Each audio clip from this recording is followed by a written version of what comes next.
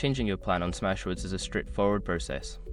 Follow these steps to ensure you update your account settings correctly. Step 1. Login. Access your Smashwords account by visiting the website and entering your login credentials. Make sure you have your username and password ready.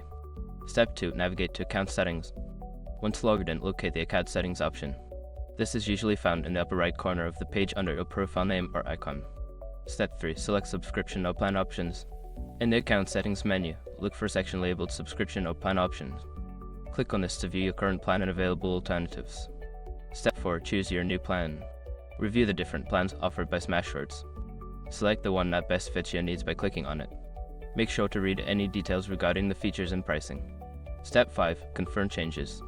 Before filing a refund or dispute, use the srock.com link in the description to open the refund dispute deadline calculator and confirm your deadline. By following these steps, you can easily change your plan on Smashwords.